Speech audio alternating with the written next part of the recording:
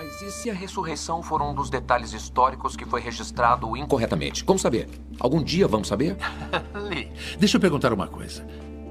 Quer mesmo saber a verdade ou somente já tem a resposta independente dos fatos? Olha, doutor, eu sou um jornalista, tá bom? É meu trabalho fazer suposições até que se prove o contrário, e é o que eu tô fazendo. Bom, eu entendo isso.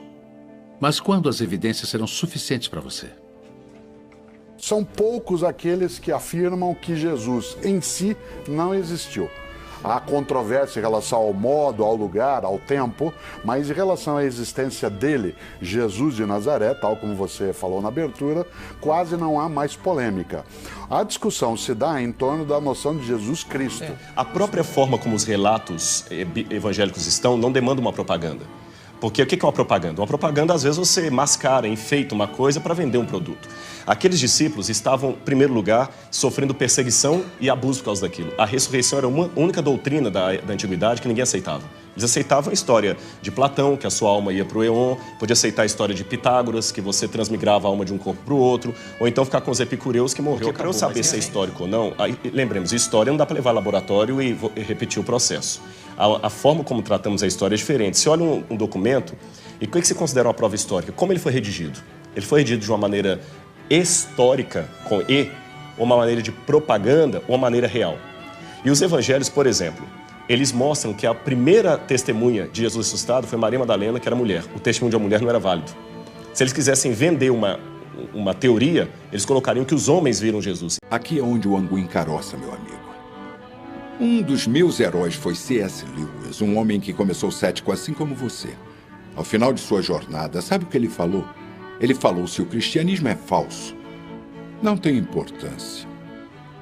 Mas se for verdade, não há nada mais importante no universo inteiro.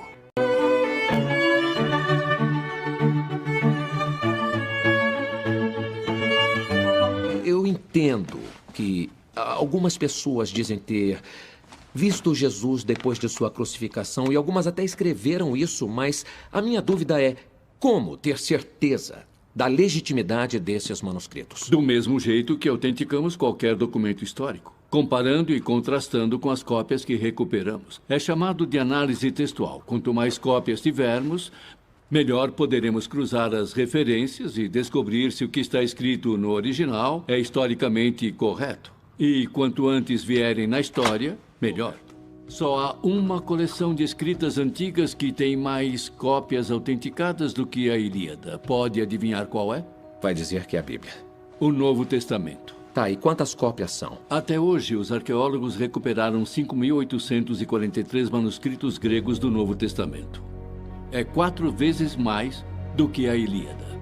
Depois do Novo Testamento e da Ilíada, o próximo colocado nem chega perto. Só temos umas 100 cópias de Sófocles, 7 cópias das tetralogias de Platão e apenas 5 cópias de qualquer coisa de Aristóteles. Os primeiros fragmentos do Evangelho de João foram encontrados no Egito Antigo e são datados do século II depois de Cristo. Próximo quanto do original? Menos de 30 anos. Se você agrupar as cópias restantes de Aristóteles, não chegariam nem a 1 metro. Se fizer o mesmo com as cópias restantes do Novo Testamento, a pilha seria de 1,5 km. Nada mais na história chega tão perto. Isso não é confiável? Se eles quisessem vender uma teoria, eles colocariam que os homens viram Jesus e não as mulheres. Tudo isso foi muito mexido e remexido na Idade Média, no primeiro imperador católico, Constantino. né? Ele foi um pouco copydesk dos evangelhos, que tem uma opção de outros evangelhos que ele é que resolveu que não valiam. Na verdade, quando a gente trabalha isso, a gente trabalha com a crítica textual.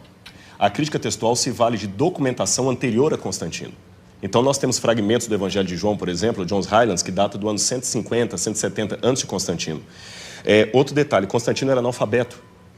E os evangelhos apócrifos que começaram a surgir, os famosos aí, com todas aquelas histórias, eles não foram aceitos no cânon. E até contrário à decisão de Constantino, que Constantino queria que eles entrassem.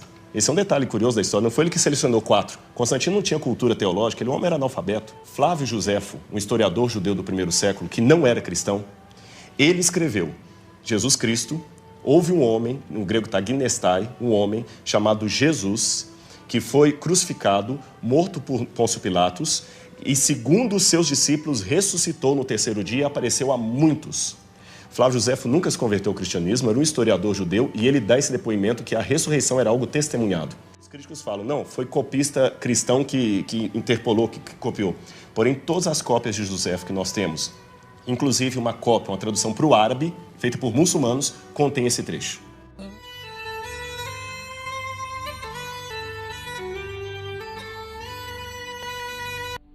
Now, let us get this clear. Among pantheists, like the Indians, anyone might say he was a part of God or one with God. There would be nothing very odd about it. But this man, since he was a Jew, could not mean that kind of God. God, in their language, meant the being outside the world who made it and was infinitely different from anything else.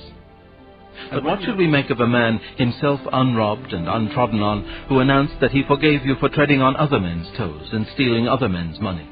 Now, this makes sense only if he really was the God whose laws are broken and whose love is wounded in every sin. In the mouth of any speaker who is not God, these words would imply what I can only regard as a silliness and conceit unrivaled by any other character in history.